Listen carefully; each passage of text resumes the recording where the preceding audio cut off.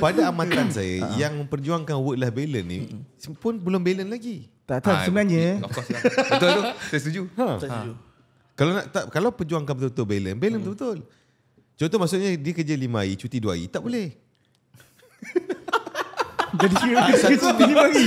Satu minggu 7 hari. Tak boleh tu hari ketiga dah bosan bang. Nak balance betul-betul. Betul tak? Tak sebenarnya kalau kita fikir balik, rupanya yang looking for balance ni rupanya tak balance lagi. Welcome. Korang yang ada masalah konsisten, semangat, jangan berlawan. Lepas tu susah nak fokus. Ini belum masuk Dari masyarakat dan Cigar Talk episod yang kelima. So ini episod yang kelima, sedar tak sedar kita buat ni orang tak boleh lawan lah. 790. Alamak, bunyi lah. Tutup dulu. Expired lah. Bunyi okay, so hari ni kita ada seperti biasa tetamu-tetamu yang standard, wajah-wajah korang kan biasa kan tengok wajah ni. So cuma hari ni kita bagi balance sikit. Okay. So yang ujung tu seperti sedia maklum ada yang dah tahu, kita punya saintis muka surat 5 Profesor Emeritus Tuan Amirul. So latar belakang pendidikan Master in Engineering. So Tuan CEO Walter College kita sama juga dalam bidang engineering. So hari ni Tuan Azim kita ada degree juga ada dalam bidang HR business. HR dan business bercampur aduk.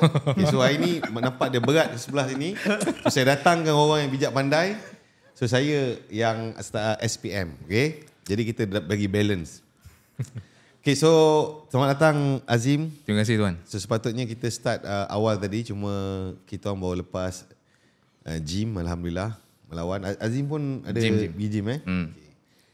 Jadi Azim, macam kita tengok Azim pun sekarang ni ada buat live kan. Kalau saya perasan enggak, Azim dia pandai, dia bawa ke lewat malam live dia. Dan 10.30 kan? Betul. 10.30, 10 ke atas lah. Sebab waktu ni yang gadis-gadis, dia baru start kering badan dia. Maknanya baru lepas mandi apa semua.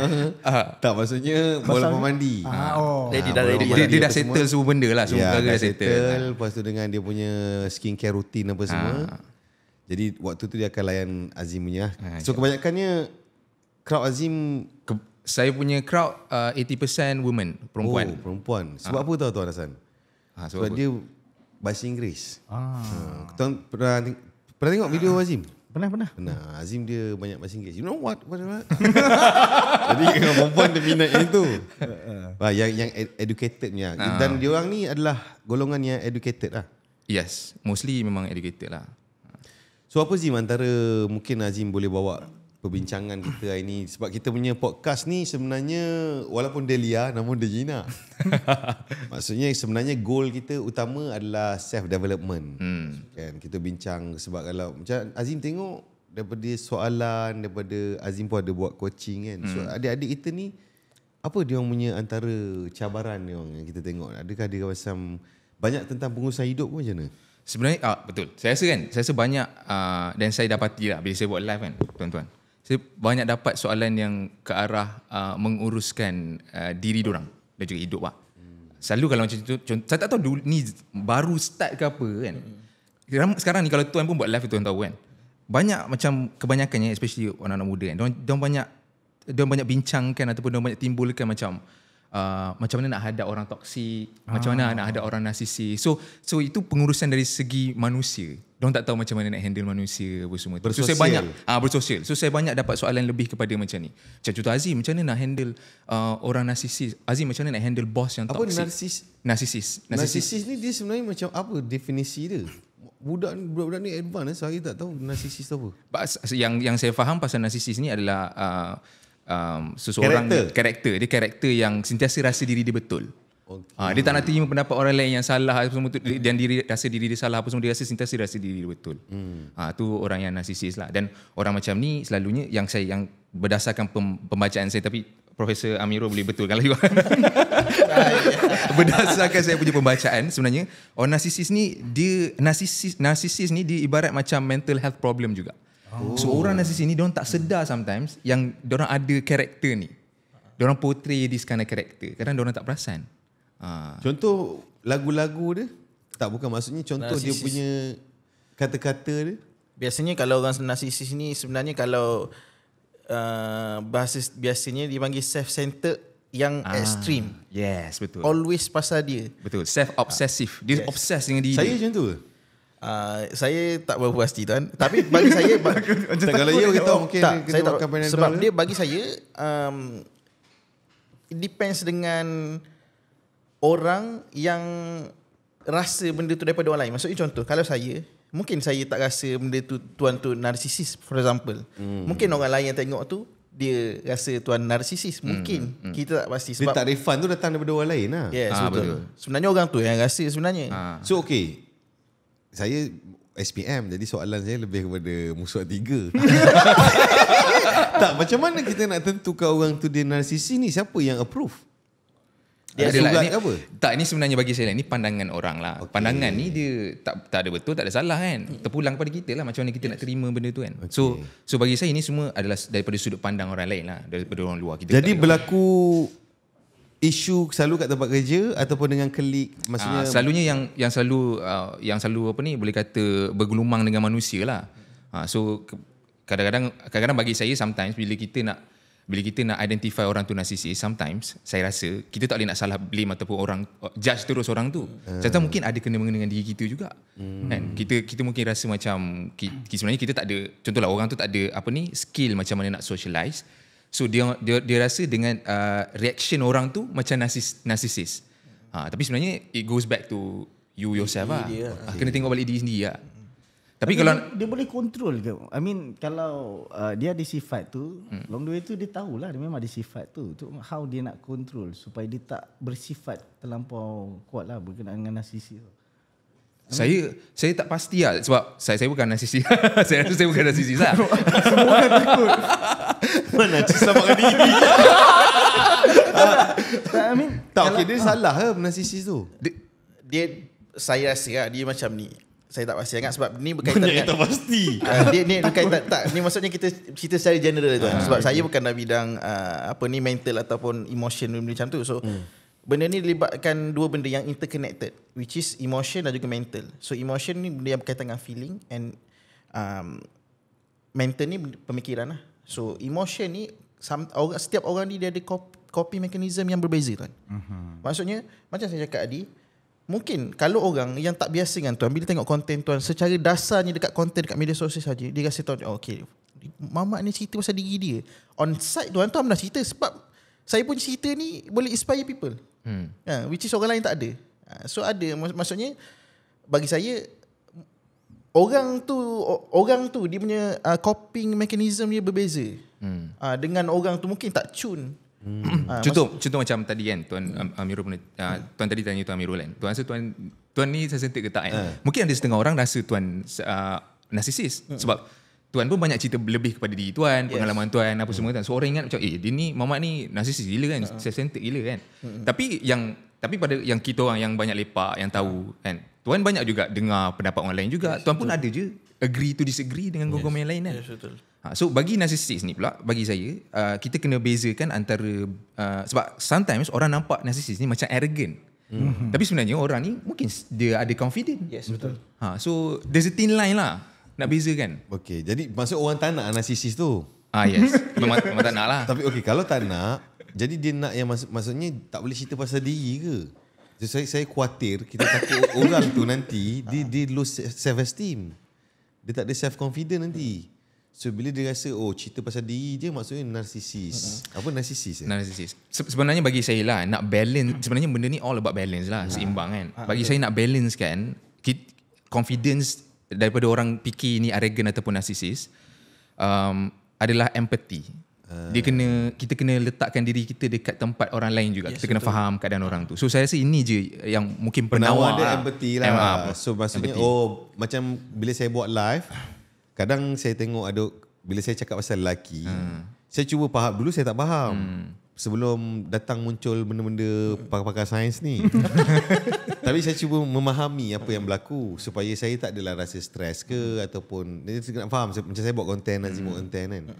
So So bila saya tengok komen-komen kata cerita pasal lelaki, ada lelaki yang marah. Ada yang DM, PM, marah panjang kan.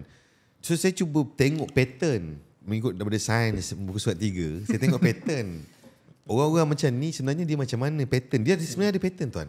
Betul. So saya cuba tekan profil dia, yang mana yang memang ada letak gambar. Saya dapati kebanyakannya gambar-gambar dia orang dekat IG ke dekat media sosial dia, selalunya akan, kalau dia ada pasangan, dia gambar dengan isteri dia, kemudian isteri dia merangkul dia punya siku. Faham tak dia macam ni? Jadi kau faham tak maksudnya apa? Kemungkinan besar dia mungkin terpenjara dalam jasad dia sendiri. Mungkin sebenarnya dia rasa deep inside tu as a man dia terpenjara. Dia sebenarnya boleh jadi diri dia, jadi lelaki, tapi dia tak boleh. Disebabkan macam-macam lah. Mungkin dia tak ada skill menguruskan emosi wanita. Communication skill. Jadi bila tengok ada botak ni loud cakap macam ni, kau cakap senang lah. Faham tak? Dia marah. Jadi bila saya letak empathy tu Azim, ini saya belajar satu lah daripada Azim. Masih ni kena mendidik. Jadi bila kita tengok orang, kita letak empathy, tak sampai hati. Nak ni kadang kesian tengok.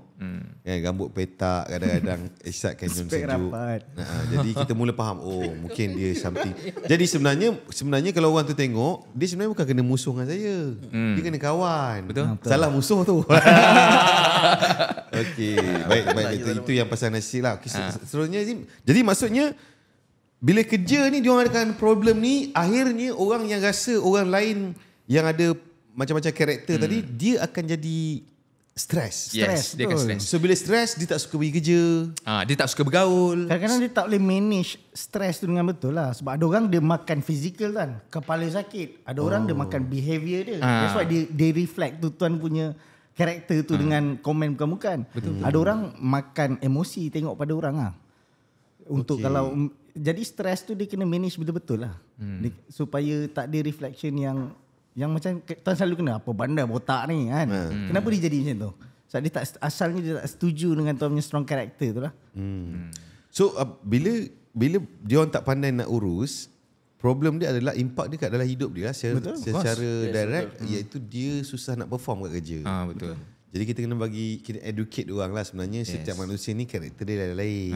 Betul. Macam contoh kalau adik-adik yang kena hadap golongan-golongan macam ni kan, yang mementingkan diri, yang narsisis semua ni, saya punya suggestion dan saya punya nasihat always, jangan hadap lah.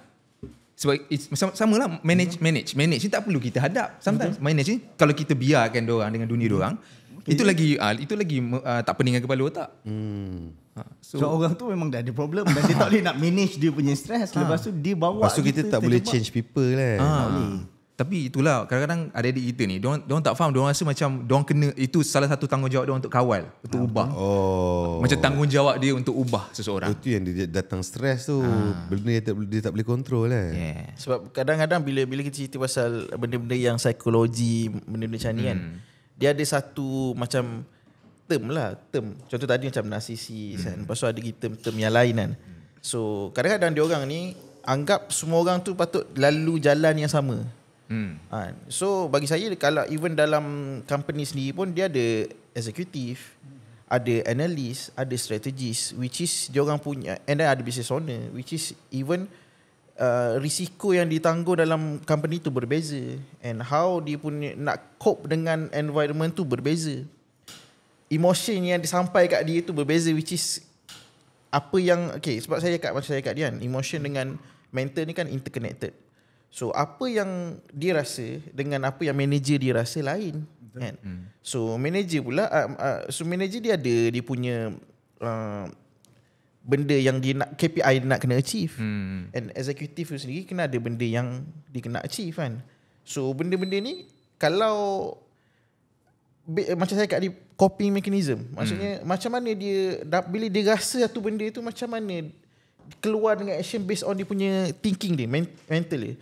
Sebab tu bila dia rasa disampaikan mental dia tak boleh control tu, jadi stres. Tulis kat Twitter kan. Okey lah, at least ada boleh tulis kat Twitter kan. And kalau yang jenis pendam, ujung-ujung pening. Tak betul, ujung-ujung dia macam ada. Tuan ada ke kawan-kawan yang ada tuan? Senang pening. Saya ada kawan yang kira kalau level education tu tinggi berbanding orang lain. Contohnya macam kalau orang lain belajar kat university standard dekat Malaysia je, dia belajar dekat let's say UK macam tu. So let's say sometimes kalau kita tengok dekat sekolah yang kira antara level tinggi engineering dengan doktor lah. Yes. Betul. So dari geng-geng ni kan, sometimes bila dia kerja tu banyak benda-benda faktor-faktor yang buat dia jadi outcome dia yang saya boleh tengok dia tulis kat Twitter lah. Which is macam ada sumpah seranah benda tu. So tu outcome dia. So outcome ni based on dia punya critical thinking dia, betul tak? Maksudnya based on mental dia. Mental dia pula apa yang berlaku dekat dia rasa, betul tak? So antara benda-benda yang dia rasa is Macam korang ni belajar tinggi apa semua kan. Adakah dekat universiti ada exposure tentang pengurusan emosi ataupun cara bergaul, bersosial dengan environment sekeliling? sebenarnya ada tuan. Tu yang ada golong macam kalau sekolah dulu PRS kan. Tapi Dia ada dia ada bagi tahu ke maksudnya setiap orang dia ada karakter dia begini. Macam mana nak berurusan dengan orang begini? Yang tu saya rasa lah only certain courses yang ada. Contoh, dulu saya belajar law tapi foundation lah. Dan dalam salah satu subjek dalam law yang saya belajar adalah psikologi. Psikologi yes dia cerita pasal orang ni macam mana, orang ni macam ni. Sebab bila law, kalau graduate apa semua tu kan, kita kena berhadapan dengan klien-klien kita yang mungkin bawa macam perangai. So, dan kita macam mana kita nak lawan pihak lawan. So, kita kena faham daripada gerak mata dia, gerak ekor mata dia, apa semua tu kan. So, benda ni dia kena faham lah secara psikologi, body language. So, benda ni akan jadi satu point untuk attack pihak lawan, boleh kata macam tu lah. So, ada certain course yang diajar begini.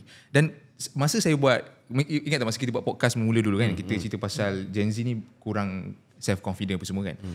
Masa saya dijemput oleh UiTM Pucuk Alam, dibagi talk pasal self-confident, saya pun pelik. Saya tanya lecturer tu, head of faculty, kenapa panggil saya self-confident kan. Rupanya baru saya tahu, budak-budak ni, diorang ada satu course dia nama dia self-confidence. So tuan awak, problem dia sekarang ni adalah dulu saya tak mana ada course self-confident ni. Kau buatlah presentation depan tu, kau bina lah sendiri self-confident kau kan. Keyakinan diri kau tu kau bina sendiri lah. Tapi ni memang totally UiTM created a course just for self-confidence. Sebab that's the problem with youngsters nowadays. Dia apa punca? saya rasa sebab pengkhususan tuan. Sebab semakin lama apa yang kita belajar semakin maksudnya menirus yes. So disebabkan menirus ni dia kena benda-benda lain ni dia tak termasuk sekali dalam benda tu. Okey tak tu betul maksudnya tak dia, yang adik-adik muda ni kenapa jadi yang tu? Bagi saya sebenarnya exposure je. Sebab macam kita bincang dulu kan, mungkin sebab atas faktor diorang lahir memang terus ni kan. So tak ada terlalu banyak information. Tak ada that human interaction lah, ataupun kurang. Macam kita cakap, peranan utama dia adalah mak bapak lah. Of course, start with that lah. Sebab saya percaya tuan, ramai orang bila dia baca buku kan, dia ingat ni ilmu apa semua ilmu. Sebenarnya tu information dia, serius. Information dengan ilmu ni adalah benda yang berbeza. Which is kalau ilmu ni adalah information yang disusun, yang di-educate kan. Maksudnya kalau kita pergi belajar, kita masuk course, for example self-confidence dia. Mungkin ada golongan-golongan yang baca buku pasal self-confidence yang tak di-guide, dia pun jadi pening. So that's why buku self-confidence pun mesti disusun ikut dia punya aturan dia, so that kena dengan dia punya perkara. Dan saya rasa macam contoh orang nak bina self-confidence ni, cara saya rasa senang je. Kau buatlah benda yang kau takut. Betul. Yes, betul. Bila kau buat benda yang kau takut kan, dengan sendirinya terciptalah confident. Kan? Tak kisahlah kalau gagal sekalipun kan. Even kalau kau ada small victory sekalipun, kau celebrate that small victory kan. Itu pun dah satu good achievement untuk kau step up and ada that concept confidence. Saya ada satu lately ada conversation dengan geng-geng yang umur sekarang 22, 21 saya untuk get the data. Mostly geng-geng ni dia takut untuk ambil risiko. And that's why. How? Maksudnya nak build confident adalah dengan ambil risiko. Which is ambil risiko tu takut. Why? Kenapa punca dia takut ni? Sebab information outcome tu banyak. For example, kalau kita pergi let's say kalau kita pergi berenang ke dalam sungai, let's say. Sebelum tu orang tak bagi tahu lagi sungai tu ada buaya. So orang boleh okey je. Padahal memang ada buaya pun. So bila ada berita tiba-tiba orang bahan buaya, dia orang takut sini. Lebih kurang macam tu lah. Bila dia banyak outcome. Kita banyak dimomokkan benda-benda takut. Yes, betul. Betul. Kan? Daripada kecil. Tapi adakah benda ni sihat ataupun tak sihat untuk kita ataupun untuk golongan-golongan muda ni? Yang mana tu? Kalau Buaya. kalau di Yang mana tu? ke dalam sangat. Jangan. Tak, maksud saya tu stigma dimomokkan dengan ketakutan ni, adakah benda ni sihat untuk kita ataupun sebaliknya? Kalau ikut saya kan, benda tu marketing je. Sebab nak corakkan orang tu untuk Propaganda. satu benda. Yes, propaganda. Yes. Propaganda. Sebab bisnes lah. Yes, dia of the business. Kita sebenarnya create fear, we are the solution. yes, betul macam tu lah. Kita nak align dia orang untuk pergi ke satu tempat. So orang rasa bahawa sebenarnya purpose orang tu dah meniaga, create fear, then we are the solution. Tapi orang ingat, fundamental hidup ni ada banyak benda kita kena takut.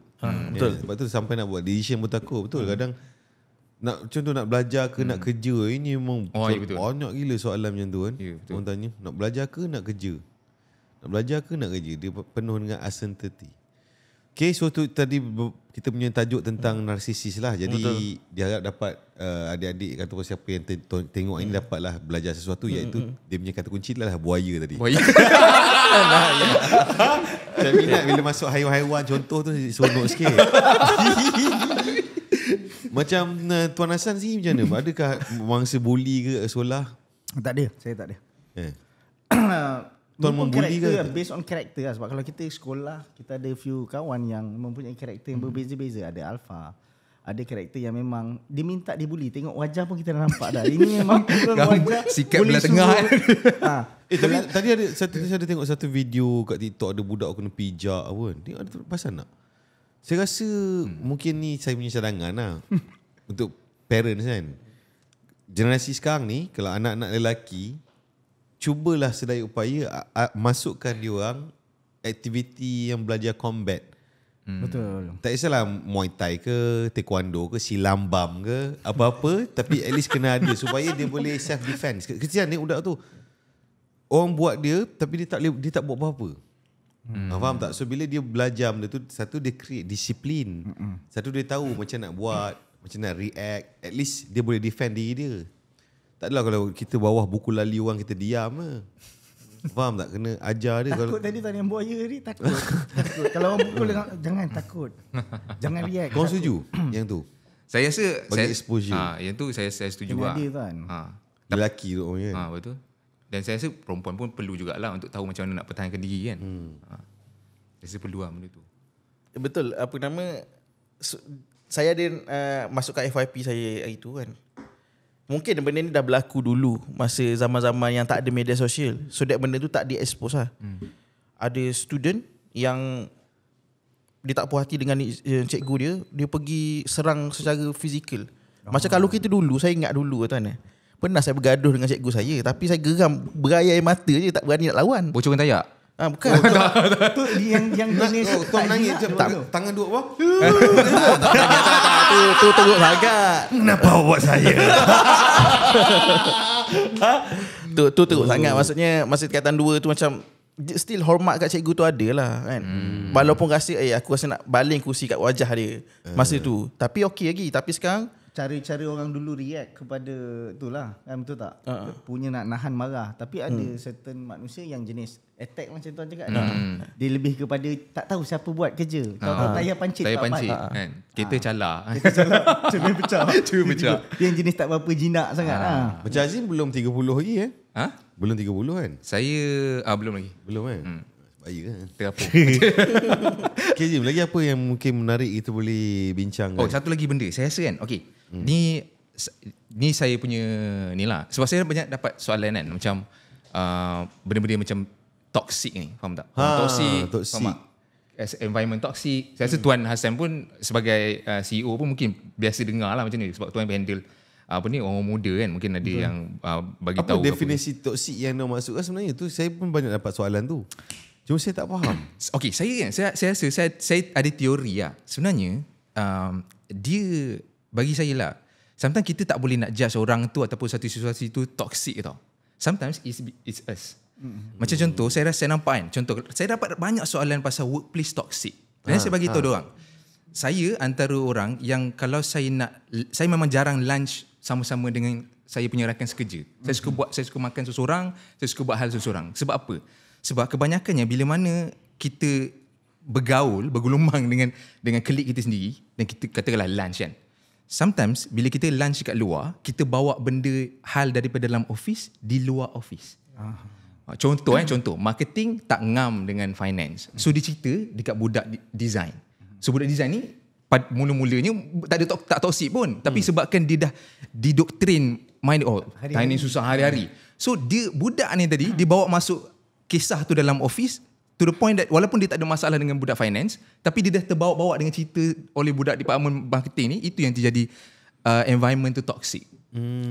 So sebenarnya saya rasa dia tak ada salah pun nak lunch together, boleh je. Cuma hal yang dalam office ni tak perlu untuk dibincangkan di luar office. Dan kalau macam tu cakap sebelum ni, kalau ada masalah dengan A, settle lah dengan A. Bukan cerita dekat C, B macam tu. So saya rasa benda ni lah yang create suasana tu. Sebenarnya kalau ikutkan, kalau kita betul-betul settle, tak ada masalah pun office tu kan.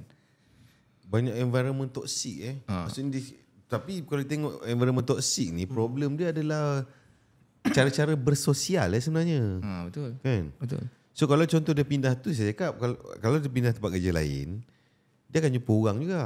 Betul. Kan bersama orang akan ada yang toksik, akan ada yang okey. Yes. Dia selagi mana dia berjumpa ataupun bergaul dengan orang, akan ada toksiknya. Dia besar atau kecil je lah. So cuma adik-adik kita ni, dia refuse. Dia tak nak langsung ada toksik ni lah. Tak boleh. Benda akan Bagi ada. saya, kalau orang rasa toksik ni kan, execution yang dilakukan, outcome tu tak sama macam dia expect. For example, okay, sebab saya ada sembang dengan member saya, which is orang korporat kan.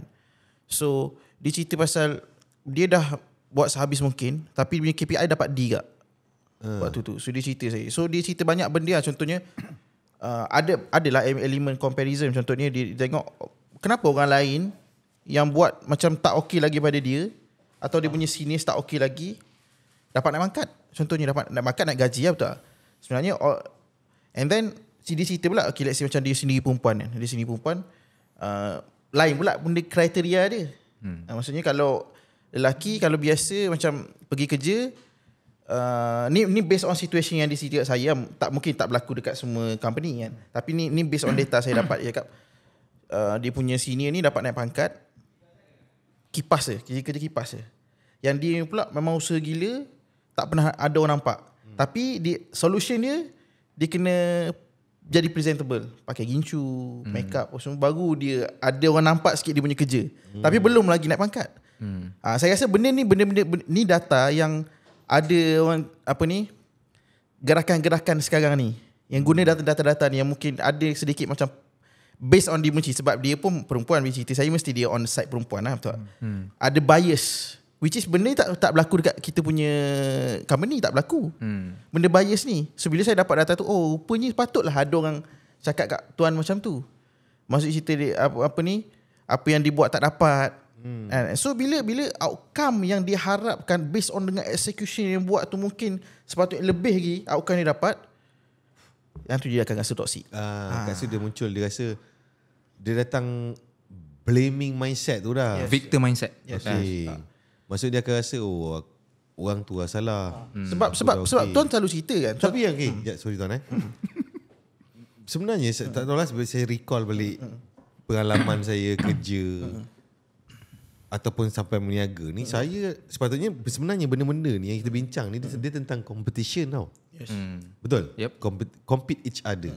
Tahu saya memang ada satu rasa kalau contoh kita buat tapi orang lain yang ni, mana silap aku. So saya kat mana aku silap ni. Kita segeram kan. Geram tu kat diri kita.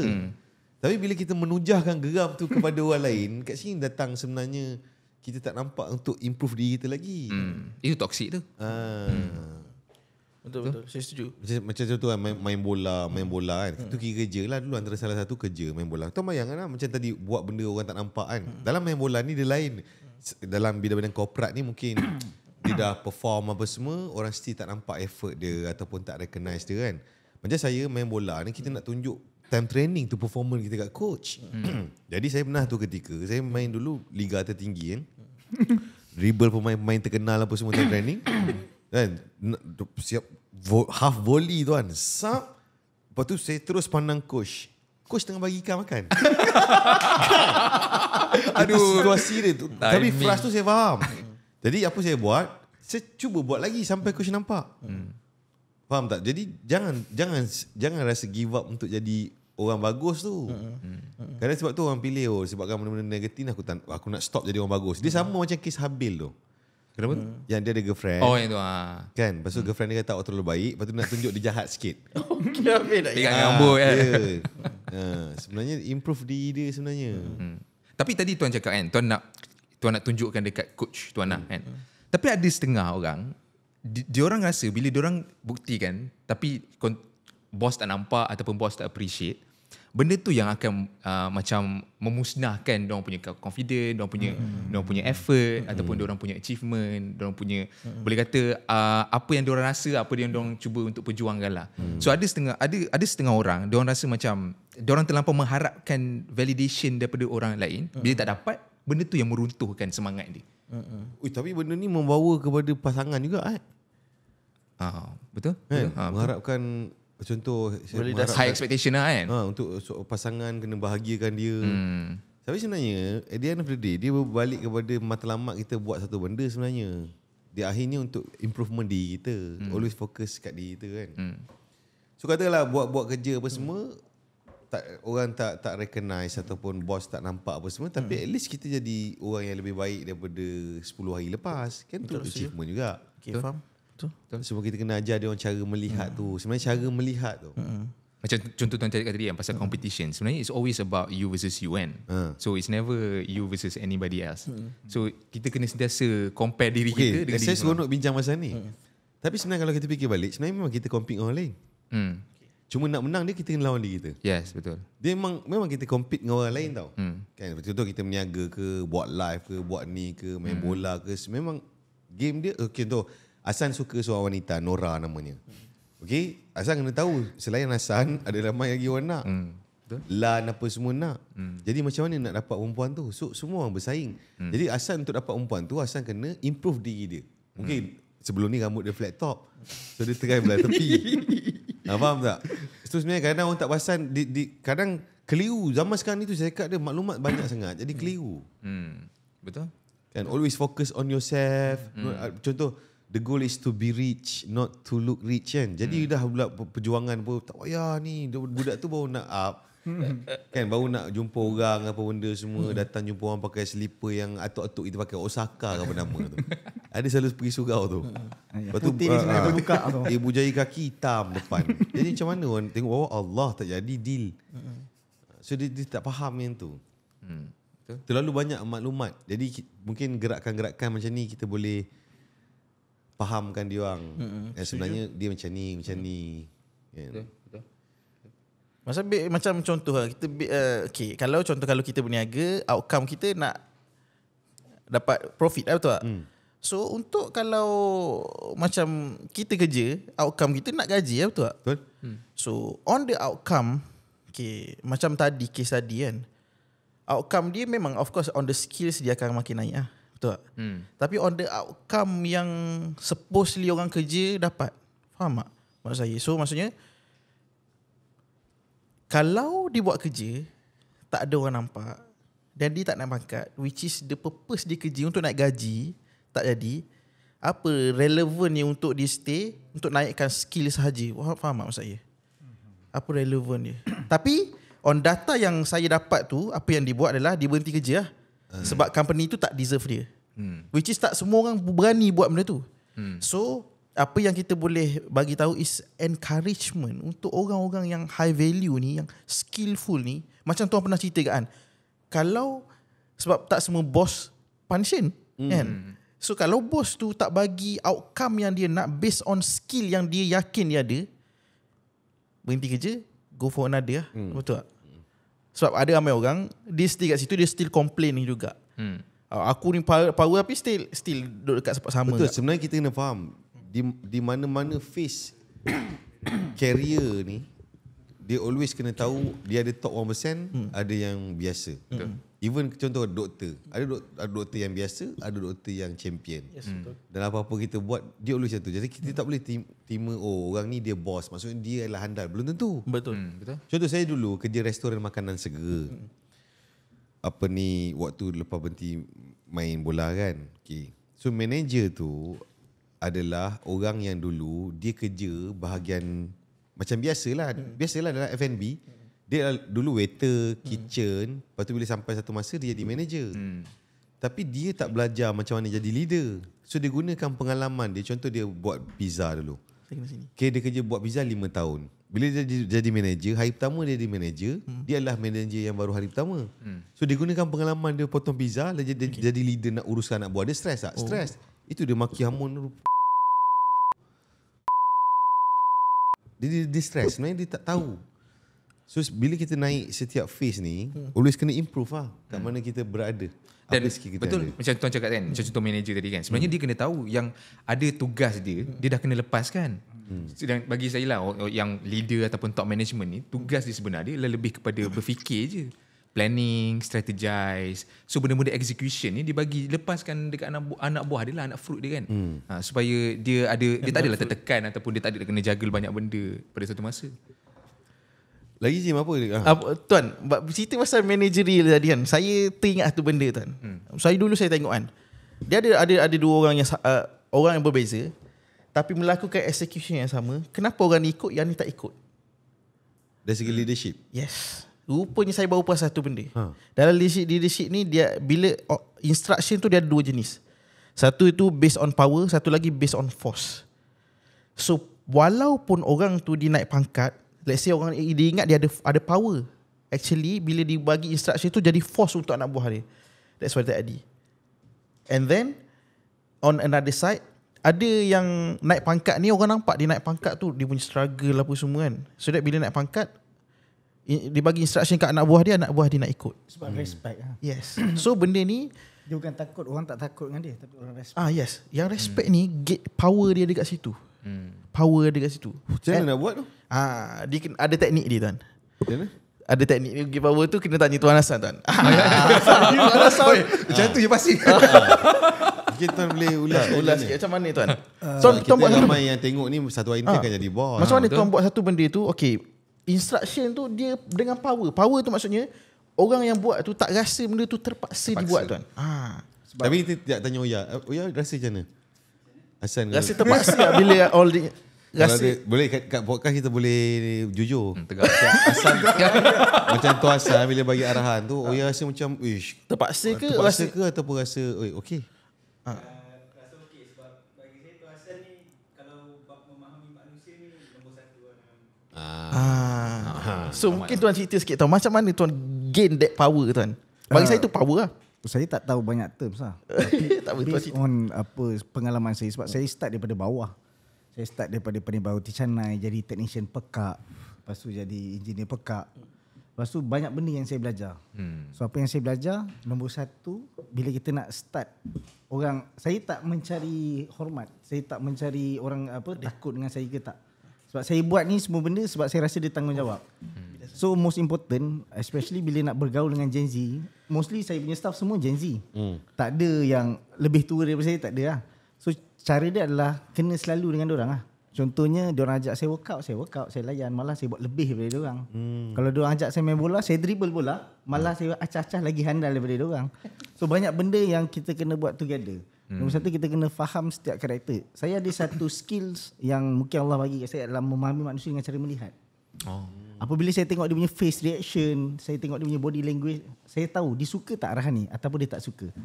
Ataupun dia tengah analisa kita, dia nak buat tak kerja ni ataupun tak. So benda-benda macam ni dia datang based on experience. Dan dia kena banyakkan masa bergaul dengan mereka lah. Kita bila kita bergaul dengan mereka, kita tahu macam mana cara mereka bekerja, apa yang mereka perlukan, apa yang mereka nak. Macam saya always bagi bukan apa yang mereka nak, tapi apa yang mereka perlukan. Macam tu lah. So kena banyak mingle around dengan Kena banyak minggu Diorang, dengan diorang. Kena tahu bila kita duduk sekali dengan diorang, kita dapat tahu apa yang diorang betul-betul perlukan. Sometimes diorang tak perlukan pun benda yang terlampau diorang tak boleh carry, tapi benda yang simple kadang-kadang dia need motivasi. Contohnya macam diorang ni perlukan sometimes pendorong. kadang-kadang pendengar tuan. Saya banyak kali mendengar masalah diorang masalah itu, masalah ini. So saya kadang-kadang bagi solution. Contohnya ada kita punya team yang ada masalah mak bapak dia suka jadi tukang gunting rambut, tapi mak bapak dia paksa dia untuk sambung belajar. So bila dia cerita kat saya, dia stress, dia still nak jadi tukang gunting rambut. Saya cakap why not? Pergi apply, ambil part time. So end up dia apply ambil part time, mak dia happy, dia pun okay, dia pun happy. So one fine day dia dapatlah degree dia. Betul tak? So banyak benda diorang ni kurang solution. Orang tua kurang bagi solution kat diorang lah. Kurang bagi jalan. So dia perlukan orang yang kena guide diorang lah. Maksudnya generasi macam korang ni selalunya banyak judge Gen Z ni. Betul tak? Yang Gen Z ni sebenarnya dia banyak tak tahu. Betul. Tiba-tiba kena marah. Korang memang punca. Saya ingat satu benda tuan. Tak Gen Z kita gang. Saya gang Gen Z. Tak betul lah. Contoh saya muda. Saya banyak tak tahu. Kan? Lepas tu yang korang pula ingat mengharapkan bahawa saya tahu. Saya dah tak tahu. Tiba-tiba kau cakap, tiba-tiba saya kena marah. Macam ni. Kita bukan judge tuan. Technically diorang nampak kita macam judge, tapi diorang tak tahu sebenarnya kita hidup dengan Gen Z. Dan tim kita semua Gen Z, mana ada orang tua. Kan yang usang-usang mana ada, yang usang-usang semua dah gerak, dah buat macam-macam. So diorang tak tahu. Diorang technically tak boleh, kita bukan judge, just sharing. Apa yang berlaku pada hari ini, macam tu lah. So apa yang tuan cerita ni tuan, ada relate dengan satu postingan Facebook yang saya nampak tuan, which is berkaitan dengan reactive parenting tuan. Betul. So macam mana kaedah reactive parenting ni? Dia cerita pasal macam anak dia bila buat satu benda ke, Dia potong loh. dia potong terus, hukum Jangan. terus. Biasa jangan. Saya tadi takut kan. Tuan tahu tak, benda ni yang menyebabkan kalau kita tengok sekarang ni, anak tak suka duduk rumah, anak rasa dendam. This is sebab ni, reactive parenting. Mungkin tuan, saya belum kahwin lagi. Tuan-tuan yang dah mungkin mempunyai pengalaman boleh sharekan sedikit pasal kaedah-kaedah. Saya ingat asal memang kita, walaupun saya Gen Z, tapi guna kaedah mak bapak kita lah. Kan contoh, selalu saya tengok lah yang kan ada kawan-kawan kadang bawa anak kecil. So bila dia nak main satu benda, contoh katakanlah ada biawak, okay? So bila nampak biawak je, selalu kita cakap, jangan dekat. Patut terbalik ni, kejar. Betul. Dia kena je tu. Loncat. Saya dulu saya besarnya ni, bila saya panjat semua, bapak saya cakap banyak lagi. Saya tak dihalang. Dia cakap, boleh banyak lagi. Boleh jatuh, bapak saya prap tambah satu kali. Boleh jatuh, okey, jangan jatuh. Panjat boleh, jangan jatuh. Jatuh dapat 2 kali lah. Saya belajar macam tu. Jadi saya alhamdulillah mak bapak saya banyak bagi saya ruang. Betul. Ruang. Dia monitoring, make sure jangan sampai langgar hukum agama sahaja. Lepas tu monitoring, bagi explore. Sebab tu saya berhenti kerja kerajaan, semua saya boleh buat decision sendiri. Alhamdulillah. Tak, memang ramai parents yang bila ada anak dah start belajar apa semua, anak start lekat kat rumah. Bukan, apa-apa parents. Nak itu parents, duit parents, ini parents, semua ngarap parents. Memang daripada kecil kau ikat tali kat sini, kau ikat kat tangan anak kau, pergi jauh kau tarik, Dia kena didikkan tu macam tu cakap, space. Budak kena ada space. Okey, dia ada satu dalam masyarakat kita konsep macam ni. Aku dulu tak dapat, aku nak anak aku dapat. Okey, apa pendapat korang? Dia sebenarnya datang, kalau kau tengok based on generation, kan, contoh Gen Z sekarang ni, parents diorang adalah generasi apa? Gen Y lah, betul tak? Tadi start daripada nombor berapa dia? Tak lah, maksudnya okay, di atas tu kan. Kalau tulis graf daripada sudut sains tu, Boomers. kan, okay, boomers. So sebelum tu adalah geng-geng yang usang lagi. Kan, contoh daripada atuk-atuk kita. Jadi okay, dia membawa tau contoh, aku dulu tak dapat ni, aku nak anak aku dapat. Yang tu. So sebenarnya kalau kita tengok benda-benda contoh, dia dulu nak ni tapi tak boleh. Bila anak dia ada, dia buat je kat anak dia. Dia gunakan anak dia sebagai alat lah untuk dapatkan benda tu. untuk ganti dia tak dapat dulu. Salah tu tuan. Contoh, kita suka main Kobe remote control, duit tak ada. Dah besar, dah ada duit, beli, kita main lah. Apa buat bagi kat budak? Kau kena puaskan diri kau dulu. Budak tu dah ada zaman dia, takkan dia nak main benda yang kita main, betul tak? Macam tuan cakap, wajar tu Pak Lang kamu yang punya. Kan, betul tak? Macam tu lah konsep dia. Tak, dia ramai orang kenapa bila dia tak dapat, lepas tu dia nak anak dia happy. Patut kau main dulu. Kau bosan kan, kau bagilah anak kau. Kau rasa lah dulu. Okey, itu betul. Lagi satu, apa pandangan Azim dengan Amirul? Okey, contoh, bila tu tuan Azim ayah dah tak ada kan? Dah tak ada. Okey, ayah dah tak ada. So mungkin ada Azim benda-benda yang Azim tak dapat dulu dengan ni kan. Okey, bila dia ada nak, Azim ganti yang tu. So berterusan. So benda-benda ni macam ni kadang-kadang kita tengok. Sebab dulu hard time. Lepas tu easy time. Contoh dulu kita tak. Contoh korang ingat tak bila mak kita masak dulu, ada tak siapa berani tanya lauk lain? Tak ada. Tak ada. Kan? Kalau ikan kembung tak, walaupun tekak terasa nak ayam bayang kepak, tak berani tanya. Betul. Tapi sekarang dia dah lain. Contoh aku dulu tak ada peluang untuk makan ni. Lepas tu anak nak makan, awak baby nak makan apa? Lepas tu orderkan Grab apa semua, dah ambil, dah siap letak atas meja, duduk kan, buka kan wrap ni. Dia tak nak makan. Daun-daun ni apa. Adakah itu menjadi salah satu? Bagi saya sebenarnya sebab saya dilahirkan dalam keluarga yang bagi saya space juga. Maksudnya bagi saya freedom. So ada benda yang saya Adik-adik berapa Azim? Adik-beradik saya 3 orang, campur diri saya 3 orang lah. Okay. So memang saya dilahirkan dalam keluarga yang sederhana. So saya tak akan dapat apa benda. Contoh, kalau saya nak main PS ni, saya pergi rumah sepupu saya je. Sepupu saya ni boleh kata orang berada kan. So saya masa kecil tu of course kita budak-budak mesti nak kan PS1, PS2 kan. Tapi tahu mak bapak kita tak mampu apa semua kan. So tapi tak ada pula maksudnya bila bila saya dah membesar tu, saya tak ada macam aku nak aku nak beli PS ni, nanti aku nak suruh anak aku main supaya anak aku tak rasa apa saya tak adalah rasa macam tu. Sebab saya faham, sebab macam contoh disebabkan ruang dan juga freedom yang mak bapak saya bagi saya ni. So dan disulami dengan bapak saya ni, dia banyak explain kat saya. Dia banyak explain kenapa kita tak dapat benda-benda macam ni, macam mana dunia sebenar berfungsi, realiti dia macam mana, abah kena kerja macam ni, gaji abah macam ni, so kita tak mampu, ada banyak lagi benda lagi penting. So disulami dengan keterangan tentang realiti ni yang buat saya faham. So saya bila saya besar, kalau saya ada anak nanti, kalau saya nak beli benda tu atas sebab saya nak, bukan sebab saya nak suruh anak saya tak ada perasaan seperti mana saya ada dulu. Tak ada benda tu. Aku tak ada benda tu, aku rasa dipinggirkan. Tak ada lah. Macam tu lah. Bagi saya macam tu lah. Dan bagi saya tak patut lah kalau ada parents yang ada mindset sebegini. Saya rasa ada ramai orang macam tu. Contoh tuan, macam contoh loan.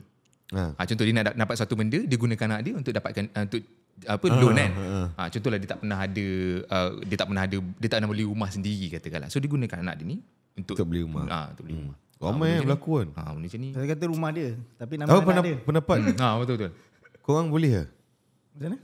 Macam tu konsep macam tu apa pendapat korang? Sebab apa tak okey? Saya simple Sebab nanti mak dia kata kau tu anak aku. Dia generation ni berbeza-beza, keadaan pun berbeza. Sebab sometimes mungkin apa yang kita nak tak suit dengan anak kita, sebab mungkin zaman dia dah berbeza.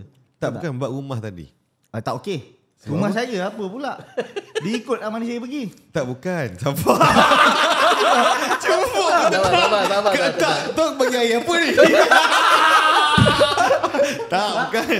Tak, konsep yang tadi saya tanya, contoh ada parents, contoh dia tak ada rumah sendiri.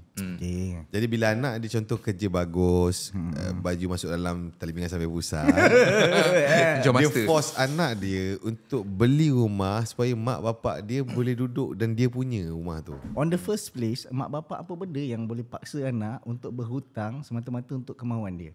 Tapi ada orang cakap dia boleh sebab tu anak dia. Boleh tak? Dan lagi satu, Jadi sebab pasal surat beranak tu.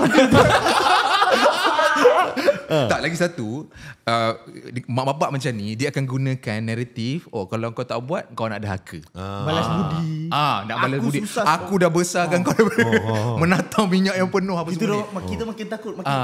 Macam Actually tuan, saya ada data benda ni. Bukan jadi pada diri saya lah maksudnya. Daripada Tapi betul senang kalau ni kita cakap orang lain. betul. Tak sebab Okay. even saya sendiri pun tak ada kerja kerajaan, saya pun tak ada benda yang berkaitan dengan loan. So maksudnya tak ada possibility untuk saya berlaku kepada saya lah. So ni ada berlaku kepada, saya pernah dengar benda ni, which is mak dia tak bagi dia kahwin dulu sebab mak dia nak rasa hasil dia dulu. Untuk beli benda-benda yang mak dia nak. Ada tuan. Tak ni maksudnya hold dulu jangan kahwin dululah. Yes betul. Masa kahwin nanti dah Mak tak spend rasa duit kau lah. Betul tuan. Dia sepatutnya mak dulu didik dia supaya jadi anak solehah. Anak soleh dan solehah supaya dia tahu tanggungjawab dia terhadap mak bapak. Betul tak? Betul? Tak okey. Ya betul. Supaya anak dia tahu tanggungjawab aku adalah ni mak aku, rumah tak ada. So tanggungjawab aku adalah provide tempat yang selesa untuk mak aku. Mungkin dulu katil dia tilam yang leper tu, alas bawah apa papan pallet. At least dia boleh upgrade, beli tilam harga mahal sikit, ada rambu-rambu belakang. Okeylah. So tanggungjawab sebagai seorang anak tu. Tapi macam mana anak bertanggungjawab terhadap mak bapak kena didik daripada kecil. Bahawasanya dia kena lahirkan seorang anak yang soleh dan solehah. Macam itulah. Okay. Macam saya punya, ni semua orang ada pendirian masing-masing lah. Tak ada siapa salah betul pun. Macam saya sebab ketika saya masih hidup, saya make sure saya jadi seorang lelaki yang champion dan handal. Sehingga satu hari nanti kalau anak-anak saya nak tolong saya tampar muka dia. Tak payah sebab aku dah terlalu handal untuk ditolongi. Okay? Itu saya punya prinsip lah. Maksudnya saya financial ke apa benda semua. Saya tak nak sebab bagi saya, semua orang dia ada perjalanan hidup dia. Contoh anak-anak nanti dia ada perjalanan hidup dia, perjuangan dia, apa nak buat dalam hidup. Jadi saya nak dia fokus apa yang nak buat dalam hidup. Jadi saya make sure saya susun hidup saya ni supaya bila saya dah kalau panjang umur, tua, saya boleh living the life. Tanpa mengganggu gugat dia orang punya kehidupan. Saya rasa sebab tuan ada mindset macam ni sebab circle tuan ataupun boleh kata cara tuan dididik tu memang boleh kata champion lah kan, champion. Tapi macam mana pula kalau anak-anak ini yang kena hadap mak bapak yang sentiasa rasa di anak diorang ni perlu dipergunakan, dan kalau diorang tak dipergunakan nanti anak ni jatuh dahaka, tak kenang jasa, tak kenang budi. So untuk golongan macam ni, kalau untuk yang ni tuan-tuan, apa agaknya yang kalau saya sebab saya bukan on-site parents, maksud saya on-site saya. So let's say lah parents saya macam tu kan. So saya tak ada nak change dia. Tapi on-site saya next bila saya jadi parents, saya teringat satu kisah ni lah. Satu Seronok lah dia kisah. kisah ni satu kisah ni masa tu tengah pada tahun Nabi Muhammad tengah solat masa tu, tengah solat kan. Lepas tu bila lepas solat tu, semasa ataupun lepas solat dengar tiba-tiba dengar bunyi. Apa bunyi ni? Bunyi masa tu bunyi pelik. Lepas tu kira sahabat tanya kenapa semua. Rasulullah pun bagi tahu yang dia angkat baju dia ada batu kerikil. So batu kerikil, orang tanya kenapa batu kerikil, cakap saya sebenarnya lapar. So cara ni untuk tahan lapar tu. So kenapa, lepas tu sahabat bagi tahu kenapa tak minta kalau nak makanan. Lepas tu Rasulullah bagi tahu yang kalau aku minta confirm kau orang bagi. Tapi nanti aku nak jawab apa dengan Allah Subhanahu Taala nanti. Kalau ditanya, aku membebankan aku punya kira aku punya aku membebankan.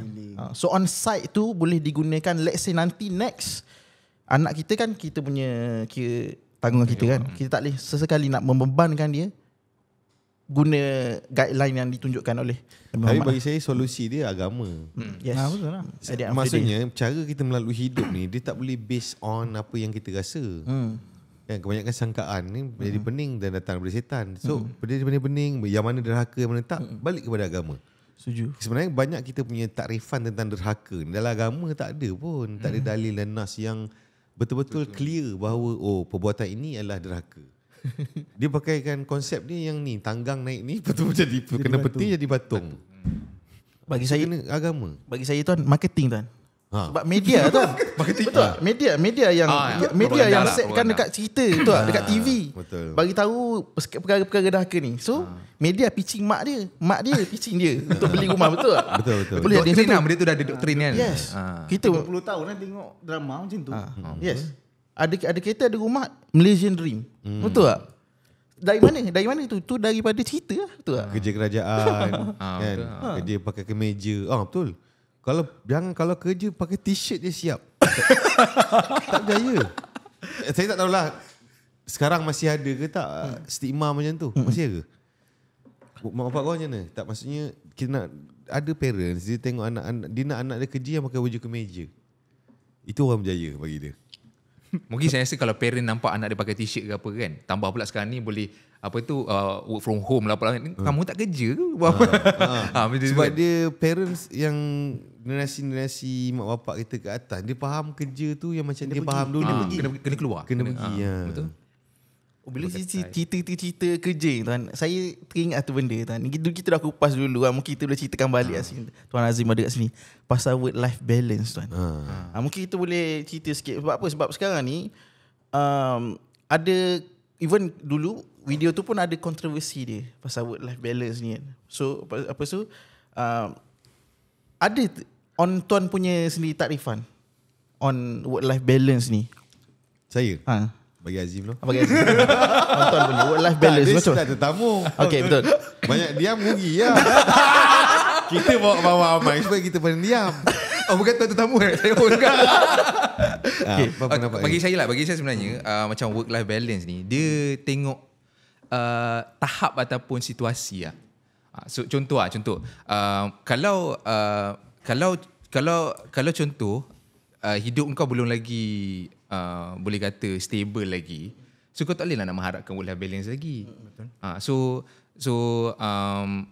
So bagi saya work life balance ni bila kita dah sampai satu tahap, kita rasa macam kita dah certain kerja ataupun tanggungjawab tu kita dah boleh pass down, kita dah boleh manage, dan okey lah untuk kau ada work life balance. Bukan maksudnya work life balance ni bukan untuk semua orang bagi saya. So mungkin bagi certain orang yang dah sampai satu tahap ataupun situasi yang bagi dia dia dah boleh manage ataupun dia dah work dia ni dah boleh auto run dengan sendiri, dan boleh lah untuk kau ada work life balance. Apa definisi work life balance sebenarnya? Bagi saya tuan, work life balance ni sebenarnya kita pun ada work life balance. Bagi saya benda ni life kan. Life mesti ada ups and down, siang malam, naik turun, betul tak? So bagi saya bila kita kerja, dibuatkan satu analogi dia macam satu getah yang ditarik. So sometimes getah tu kita kena tarik lebih sikit so that dia ada dia punya improvement, kan? Pernah kita tengok tarik getah sampai satu masa dia macam keluar sikit. Betul. Lepas tu kita lepas, dia yang tu tak back to normal. Yang tu kita consider as improvement. Tapi kalau kita tarik kuat sangat, dia akan putus. So itu adalah burnout. Kita kita analogikan kan. So dia kena balance. Maksudnya push and pull tu kena balance. Dan bagi saya juga, sometimes bagi setengah orang, contohlah orang cakap work life balance ni kau ada masa untuk keluarga diri kau dan juga untuk kerja kan. Yes. Tapi definisi tu kan. sebab itu boleh kata macam definisi Okay, orang masa ramai untuk lah. keluarga tu dia macam mana? Semua terdiam. Okay. Saya nak faham lah selalu. Masa untuk keluarga macam mana? Dukung ke? Jimat ke? Tak, okay, berjimat berapa lama nak pakai? Lain lagi yang 3 minit. Tak, maksud je tu, maksudnya 5 hari kerja, 2 hari cuti tu, itulah yang dia nak kot. Maksudnya kalau contoh ada orang terpaksa kerja hari weekend ke, diorang tak nak lah. Macam dah ganggu waktu family. Adakah benda ni relates dengan sekarang ni kalau kita tengok kan, untuk kebanyakan untuk survive, lelaki dengan perempuan kena kerja. Okay? So dia quality time tu perlu so that dua-dua tu boleh at least boleh deep talk, ada conversation yang dah mendalam disebabkan perkara ni. Mendalam. Ganu Sorry. Faham tak maksudnya? Adakah mungkin sebab benda tu? Mungkin jugalah saya rasa. Tapi benda ni contohlah kalau pasangan tu katakanlah si isteri kena kerja shift sampai kerja weekend. Si suami ni pula kerja Monday till Friday je kan. So mungkin kurang jumpa dan sebagainya. Tapi bagi saya it goes back to macam mana kau manage masa dengan pasangan je lah balik. Dan ada orang, setengah orang mungkin secara generalnya orang ingat work life balance ni ada masa dengan keluarga, ada masa untuk kerja. Tapi ada setengah orang rasa bila dia bekerja itulah work life balance. Yes, saya setuju Zat. Saya macam tu Zat. So contohlah dia dah terbiasa kerja 7 hari seminggu. Okay? Tapi ada bagi dia itulah work life balance yang sebenar. Kalau dia tak kerja dia rasa resah. Itu bagi dia takrifan dia work life balance. Bagi saya Berbeza-beza sebab okay, ke konteks. bila dah satu company ni dia ada yang execute, dia ada yang analyse, dia ada yang strategize kan. Bagi saya orang yang cepat yang perlukan banyak masa yang masa di macam ni akan perlu pergi travel ke, perlu fresh, bila orang tu buat execution. Sebab execution ni buat benda yang berulang kali yang sama. Orang yang analyse dengan strategis ni, dia always ada benda baru masuk, information baru yang boleh grow. So orang execution ni kadang-kadang untuk mahir satu benda, like for example, nak key in benda dalam Excel dah tahu daripada dulu lah. Tapi still kena buat benda tu, mengadap tu. Yang orang execution, orang ni dia ada lebih big chance untuk jadi burn. So orang macam ni kena ada macam perkara work life balance bagi saya lah, saya tengok. Sebab mostly yang cerita pasal work life balance ni biasanya eksekutif. Biasanya eksekutif. Yalah. Kan? Jadi berbalik-balik pada tadi lah. Sama ada kau kena tengok balik lah. Diri kau, fasa kau dah sesuai ke untuk kau work life balance? Dah cukup stabil ke hidup kau untuk work life balance semua tu? Setuju? Bagi saya. Macam Tuan Hassan banyak ngangguk. Macam mana Tuan? Work life balance? Saya memang suka kerja. My family pun tahu. Dan saya akan kerja. Contoh saya kerja sebulan tak cuti. Lepas tu saya akan cuti 2 minggu terus. Tu work life balance tu. Ya, betul lah. Dan saya tak peduli kau tak payah pergi sekolah. Kau nak cuti kan? Ya, kita pergi cuti. Tak payah pergi sekolah. Tak payah lah. Itu cara saya. Bila saya cakap dengan ramai Tapi tak setuju. yang ni tak balance. Apa yang tak balance? Balance adalah sama betul. Tak, saya Macam saya cakap kerja sebulan, cuti 2 minggu, apa tak balance? Dia berat sebelah. Kalau kerja sebulan, cuti sebulan. Terima kasih lah. Terima kasih. Nak balance betul. Macam itulah lebih kurang. Untuk saya, dia macam itulah. Saya, macam saya, masa most important thing lah. Macam dengan family ni hari-hari kita jumpa, bukan kita tak jumpa pun. Timang anak ke, timang bini nak jimat 4 hari sekali, 3 hari sekali pun okey je. Hari-hari kita buat benda tu. Saya setuju tak? So ada orang mungkin tarifan work life balance ni dia pergi pantai. Dia rasa work life balance. Bercuti lah. Bila dia tengok orang lain dekat social media buat benda sama, dia tak tahu orang tu travel agency. Plot twist. Lepas tu dia geram. Mana boleh macam tu? Bagi saya Kadang-kadang sekejap sebelum tu, kadang ada yang jahat simpan stok. Gambar tu stok apa? Islam dia, padahal dia kerja. Dia pun gambar kaki silang, ada buah tembikai. Yang tu kerja ke tu? Orang tengok, aku inginkan balance dalam hidup. Faham tak? Padahal dia simpan stok. Jadi post terus semua. Jangan simpan. Kesian kat orang yang tengok. Gitu apa? Bagi saya balance tu dia bukan time dependence maksudnya macam ni, outcome dia penting. Betul. For example, untuk kita dapatkan dana pergi travel tu, kita kena kerja 2 bulan for example. So cuti tu 2 hari je. So balance dia dengan kerja 2 bulan sama dengan cuti 2 hari tu, balance dia on outcome dia. Kalau cakap kalau kerja sebulan kena cuti sebulan tu bisa kat perkara. Tapi betul lah kan, kalau kerja sebulan ke cuti sebulan. Baru balance. Sekarang ni tak isu dia tak balance. Maksudnya pada amatan saya yang memperjuangkan work life balance ni pun belum balance lagi. Tak sebenarnya. Of course lah. Betul tu. Saya setuju. Saya setuju. Kalau perjuangkan betul-betul balance betul-betul. Contoh maksudnya dia kerja 5 hari, cuti 2 hari, tak boleh. Jadi cuti 5 hari. Satu minggu 7 hari. Tak boleh tu hari ketiga dah bosan bang. Nak balance betul-betul. Betul tak? Tak sebenarnya kalau kita fikir balik, rupanya yang looking for balance ni rupanya tak balance lagi. Tapi ni tak saya okay. sorry Tak, kalau okay. kita discuss kan. Tapi kalau kita tengok balance macam kita workout untuk recovery tak sama kan. Faham tak maksud saya? Betul. Maksudnya training ikut badan lah. Bukan, maksudnya training banyak 6 hari, recovery sehari. Faham tak? Maksud tu balance dia. Dia bukan on sama rata. bukan time dependent. Tapi itu workout. Ini orang. ini asal dengan bini dia sekarang ni. Contoh saya kat pasal workout. Tak nak dia, bini dia tak nak. Saya tak nak workout ni. Balance. Faham? Macam mana tuan? Tak, bagi saya recovery, kalau kita tengok konsep recovery, dia memang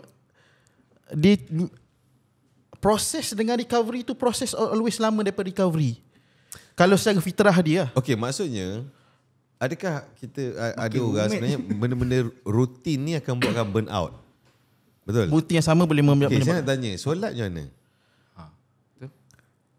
Tuan luar daripada kotak. Tak, macam Hassan tu yang nampak. Dia sujud pun dah tak berapa lama sangat. Mungkin sebab dah rutin. Dulu saya pernah tengok dia berdoa tangan dia tinggi. Semalam tu makin rendah. Okay, macam mana? Sebab kalau kita absorb bahawa buat benda sama ni akan jadi burn out. Tapi solat setiap hari, every single day Solat, baca yang sama. Tuan, solat nikmat. Nikmat dia lain. Okay. Sebab tu kita tak pernah rasa burn out. Betul lah. Okay, betul. Tak, apa yang saya nak bagi tahu, ada tak kemungkinan kadang-kadang orang yang rasa macam rutin yang akan buat ni, kemungkinan dia akan bawa sekali dalam bab solat ni. Okey, saya rasa macam ni lah. Sebab solat ni satu topik yang menarik lah. Kenapa kan kita umat Islam, kita kena solat. Itu benda ni lah, wajib kan. Dan bagi saya, untuk kita relate balik solat dengan work ni, dia adalah boleh kata ada persamaan dia. Contoh, kenapa orang yang kerja dia buat benda repetitif hari-hari, dia rasa bosan. Kenapa solat dia tak rasa bosan? Sebab solat ni kita tahu, kalau solat ni kalau contoh hari tu kita ada problem, kita akan solat macam Tuan Azan tu, dia kata angkat tangan tinggi gila, betul tak? So dia ada tujuan. Kita solat tu ada atas tujuan. So kita rasa solat tu satu benda yang bermanfaat dan satu benda yang manis untuk kita. Tapi kerja ni kalau kita tak nampak tujuan, okay, dan kita buat tu sekadar aku kena teruskan hidup terpaksa, dan of course dia akan rasa benda tu boring lah. Dan Tak, saya rasa yang Tuan cakap pasal solat yang dia boleh jadi burn out tu sebab 3 call ulang-ulang. Tapi tukar lah. Tapi betul lah. Itulah pembaruan ataupun nak bagi variety sikit kan. Yes, maksudnya anything mungkin benda sama kan. On the macro part dia besar dia sama solat. Tapi on micro part mungkin tambah surah ke ataupun kalau dulu faham tak? Maksudnya on konteks yang micro kecil itu ada improvement. Okay, lagi satu kalau berjemaah lagi lah. Tak banyak peruntukan kita. Imam dah baca surah. Tu betul. Tak banyak, Zohor je lah boleh ni sikit. Tapi kita baru nak panjang sikit, Allahu Akbar. Maksudnya betul lah, kita setuju lah. Maksudnya Bagi saya apa yang bagi saya on individual lah, on individu tu sendiri lah kan. Sebab solat ni saya rasa kita cintakan solat. Macam kerja, kalau kita cintakan kerja. tak, okay, tapi jangan salah faham. Kadang ada orang yang komen, nanti panjang pula komen, sabar. 3 cool. Sebenarnya solat ni dia tak ada istilah asal bosan jadi rutin. Cuma saya cakap tadi, bila kalau kita ada orang dia punya pemahaman dia adalah bila repeat benda rutin ni akan membuatkan dia jadi bosan, burn out. So macam takut-takut dia terbawa sekali dalam bab solat ni. Betul. Takut ada orang 3 bulan dia ambil, 3 bulan tak ambil. Saya membesar kat asrama tu, jangan main-main. Ada yang 3 tahun tak solat pun ada. Ada yang lepas maghrib saja sebab senang. Celah-celah kangkang bawa lepas kering, ambil uduk maghrib saja. So kita tak nak. Okey. Faham tu? Itu yang dia repeat 3 cool ni. Tu sebenarnya solat dia adalah iman kan. Kepercayaan, satu benda yang kita tak nampak lagi, tapi bila kita mati nanti akan dapat hasil dia. Betul. So, kat situ sebenarnya challenge dia. Kalau kerja tahu dapat duit. Realistik dan nampak tu. So, solat ni pertama kita pun tak tahu lagi diterima ke tak. Kan? Kedua kita pun tak tahu lagi adakah kita okey ke tak. Misteri tu yang menarik sebenarnya. Setuju. Jadi cuma Hasan Zuhur 4 tak boleh tambah 5.